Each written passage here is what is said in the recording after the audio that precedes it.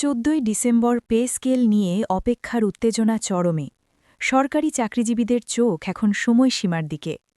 প্রধান উপদেষ্টা ও অর্থ উপদেষ্টা আবারও জানালেন সিদ্ধান্ত আসবে, তবে তা হবে বাস্তবসম্মত ও টেকসই।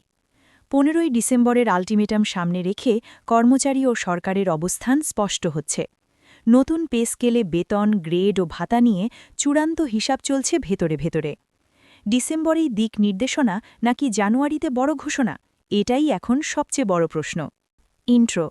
আসসালামু আলাইকুম। আপনি দেখছেন পে স্কেল আপডেট জোন। আজ 14ই ডিসেম্বর, আর পে স্কেল ইস্যুতে এটি সরকারি চাকরিজীবীদের জন্য অত্যন্ত গুরুত্বপূর্ণ একটি দিন। দিনভর যেসব বক্তব্য, প্রতিক্রিয়া ও ইঙ্গিত এসেছে, সবকিছু বিশ্লেষণ করেই আজকের এই আপডেট। 14ই ডিসেম্বর কেন এত গুরুত্বপূর্ণ হয়ে উঠল? 14ই ডিসেম্বর মানেই 15ই ডিসেম্বরের ঠিক আগের দিন। সরকারি চাকরিজীবীরা যে সময়সীমার কথা বলে আসছেন, সেটি এখন একেবারে সামনে। আজ সারাদিন লক্ষ্য করা গেছে, সচিবালয় থেকে শুরু করে বিভিন্ন অফিস, কর্মচারী সংগঠন ও সামাজিক আলোচনায় এক ধরনের চাপা উত্তেজনা। কারণ সবাই বুঝে গেছে, পে স্কেল নিয়ে এখন আর বিষয়টি ঝুলিয়ে রাখা সহজ নয়। অর্থ উপদেষ্টার আজকের অবস্থান। 14ই ডিসেম্বর অর্থ উপদেষ্টার বক্তব্যে নতুন কোনো নির্দিষ্ট তারিখ না এলেও একটি বিষয় পরিষ্কার হয়েছে। সরকার আগের অবস্থানেই রয়েছে। তিনি আবারও বলেছেন, পে স্কেল কোনো আবেগী সিদ্ধান্ত নয়, এটি একটি বড় রাষ্ট্রীয় অর্থনৈতিক সিদ্ধান্ত। এই সিদ্ধান্তের সঙ্গে সরাসরি যুক্ত জাতীয় বাজেট, রাজস্ব আয়, সরকারি ব্যয়ের চাপ, ভবিষ্যৎ অর্থনৈতিক স্থিতিশীলতা। অর্থ উপদেষ্টার বক্তব্যের সারকথা ছিল, হঠাৎ করে সিদ্ধান্ত নিলে ভবিষ্যতের সরকার ও কর্মচারী উভয়ের জন্যই সমস্যা তৈরি হতে পারে।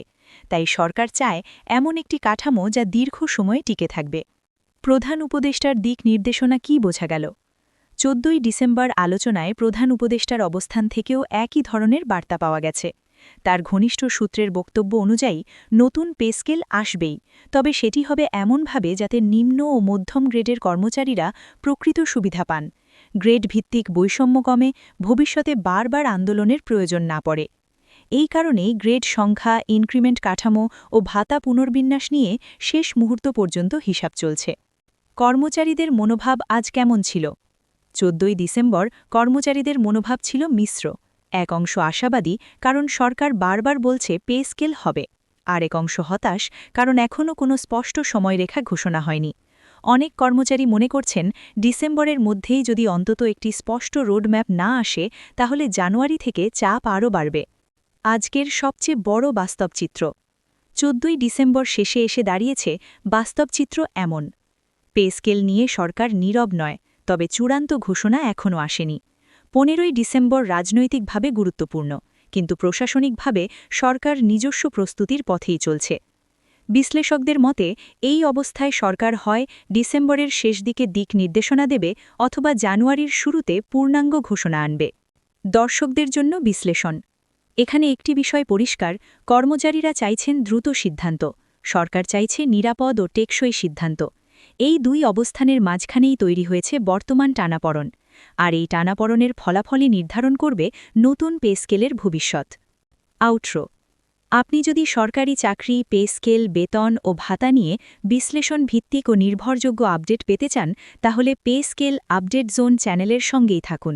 কমেন্টে জানান, আপনার মতে সরকার কি এখনই ঘোষণা দেওয়া উচিত, নাকি সময় নিয়ে হলেও শক্ত কাঠামোই বেশি জরুরি?